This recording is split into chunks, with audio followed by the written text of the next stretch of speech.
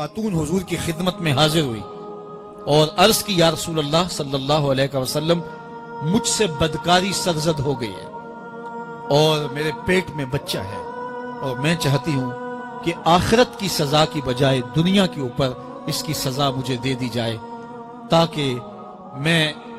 پاک ہو جاؤں اور صاف ہو جاؤں، کیونکہ آخرت کی سزائیں بہت سخت ہیں۔ اللہ کے محبوب علیہ السلام نے جبریل امین سے ایک دن پوچھا تھا مجھے جہنم کے عذابوں کا ذکر سناؤ، تو عرض کی یا رسول اللہ صلی اللہ علیہ وسلم ہلکا ترین عذاب یہ ہے کہ جہنمی کے پاؤں میں آگ کے جوتے رکھے جائیں گے، باقی اس کے پورے بدن پہ آگ نہیں ہوگی،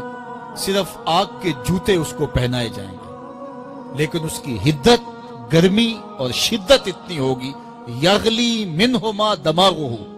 اس کی شدت سے اس کا دماغ پگھل کر ناک اور کانوں کے ذریعے سے باہر آنا شروع ہو جائے گا۔ یہ سب سے ہلکے عذاب کی کیفیت ہے، اور جو عذاب سخت ہیں الیاذ باللہ، اللہ تعالیٰ قرآن مجید میں فرماتا ہے ثم لا يموت فیہا ولا یحیا، اس بڑے عذاب کا ذکر کیا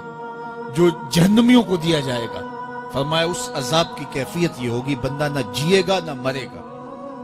جیے گا اس لیے نہیں کہ آگے اور پیچھے دائیں اور بائیں آگ ہی آگ ہوگی، تو اس آگ میں جینا کو جینا تو نہیں ہوگا، اور مرے گا اس لیے نہیں کہ موت کو موت آ چکی ہوگی۔ تو وہ کتنا سخت عذاب ہوگا الیاذ باللہ کہ ہلکے ترین عذاب کی کیفیت یہ ہے کہ پاؤں میں آگ کا جوتا اور دماغ پگھل کے ناک اور کانوں کے راستے سے باہر آ جائے۔ تو اس نے عرض کی یا رسول اللہ صلی اللہ علیہ وسلم میرے اوپر حد جاری کر دیجئے، اور اس نے کہا کہ میرے پیٹ میں جو ہے وہ بچہ ہے۔ اللہ کے محبوب علیہ السلام نے فرمایا جاؤ جب بچہ پیدا ہو تو پھر آنا۔ وہ چلی گئی، تو جب بچہ پیدا ہوا تو گود میں اٹھائے پھر حضور کی خدمت میں حاضر ہوئے اور عرض کی یا رسول اللہ یہ ہے بچہ جو میں نے گناہ کیا تھا، بدکاری کی تھی، آج یہ اس کی نشانی ہے۔ تو اللہ کے محبوب علیہ السلام نے فرمایا کہ اسے لے جاؤ اور اسے دودھ پلاؤ، اور جب یہ کچھ کھانے پینے لگ جائے گا تو پھر آنا۔ کچھ دنوں کے بعد وہ دوبارہ حاضر ہوئی اور اس نے اس بچے کے ہاتھ میں روٹی کا ٹکڑا دیا ہوا تھا اور عرض کی یا رسول اللہ دیکھ لیجئے اب یہ روٹی کھانے لگ گیا ہے۔ اللہ اکبر۔ تو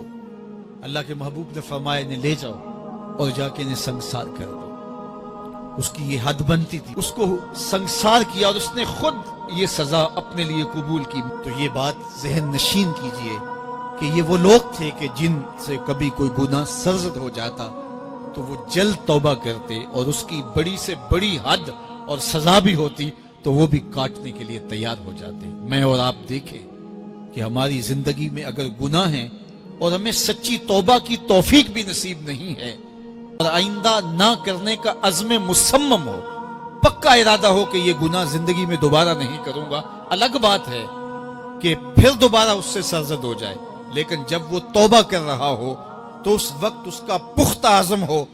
اور اس کے دل کے کسی گوشے میں نہ ہو کہ چلو میں توبہ کر لیتا ہوں اور پھر ہو گیا تو پھر کر لوں گا، پکا عزم ہو کہ دوبارہ یہ گناہ نہیں کروں گا۔ اور اگر زبان سے توبہ توبہ کر رہا ہو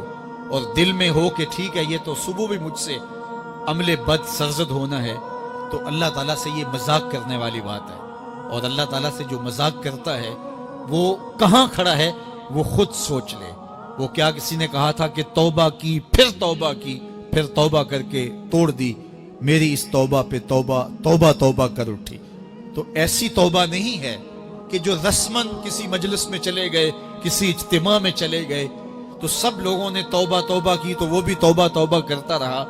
لیکن اس کا عزم مصمم پختہ ارادہ نہیں تھا گناہوں کو چھوڑنے کا، تو یہ توبہ نہیں، یہ مذاق ہے۔